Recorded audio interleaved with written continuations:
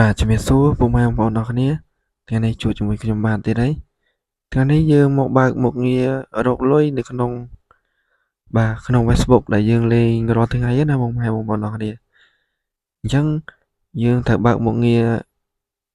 យើងត្រូវបើកទៅម៉េចដើម្បីបាទមកយើងអាចសាងប្រាក់ចំណូលពី Facebook បានដែលឃើញគេលេងបានលុយហ្នឹងគេត្រូវធ្វើម៉េចចឹងណាចុះថ្ងៃនេះខ្ញុំមកបង្ហាញបងប្អូនអរគ្នាអញ្ចឹងដើម្បីបើកមុខងារ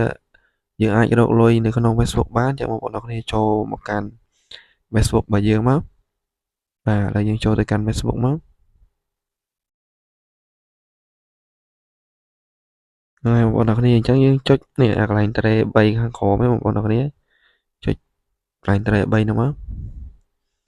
បាទបន្តមកទៀតបងប្អូនអរគ្នាចុចកន្លែង profile យើងមកបាទដើម្បីបើកមុខងាររកលុយបានណាអញ្ចឹងជាធម្មតា Facebook បងប្អូនអរគ្នាលេងធម្មតាយ៉ាងគឺវាលោតបែបនេះអាកន្លែង add friend ហើយនៅកន្លែងចំនួន friend នេះអញ្ចឹងនៅពេលដែលយើងបើកមុខងារហ្នឹងមកកន្លែងតម្រង់ friend នេះវាឡើងទៅជា follow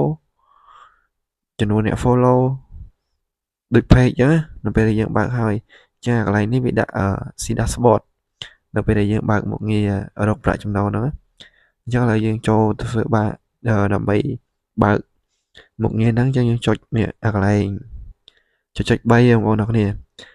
ចុច3ហ្នឹងអញ្ចឹងបងប្អូនអរគ្នាចុចចូលកន្លែងហ្នឹងមកតោះឥឡូវយើងចុចចូលបងប្អូនគ្នាតទៅទៀតបងប្អូនអរគ្នាធ្វើការអស់ចុះក្រោមនេះបងប្អូនអាកន្លែងរូបមនុស្សលើសញ្ញាព្រួយហ្នឹងអញ្ចឹងបងប្អូនអរគ្នាបាទចុចនៅលើខាងហ្នឹងមកបាទបន្តមកទៀតបងប្អូនអរគ្នានេះធ្វើការចុចអាកន្លែង turn on នេះ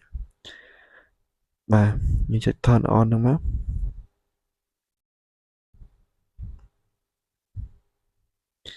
បាទបន្តមកទៀតយើងចុច next បាទនេះចុច next តាមហ្នឹងទៅបាទយើងចុច next ទៀតទៅអានេះគេណែនាំយើងណាយើងត្រូវចុចបំពេញអីខ្លះចឹងយើងចុចតាមហ្នឹងមកចុច next ទៀតមកបងប្អូនបាទកន្លែងនេះយើងចុច confirm លើគេហ្នឹងបាទបន្តមកទៀតបងប្អូនអរគ្នា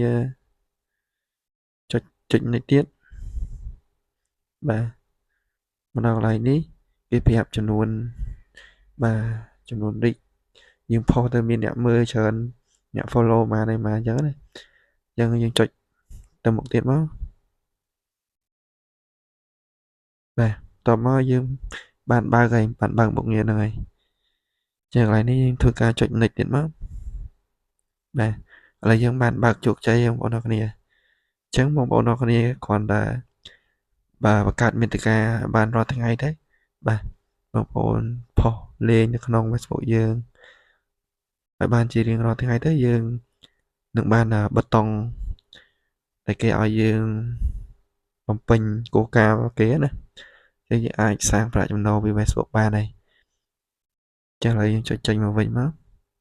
យើងចូលមកកន្លែង profile យើងវិញយើងចូលមើលថាវាលោតហើយនេះគឺវាលោតហើយបងប្អូនអរគ្នាឃើញអត់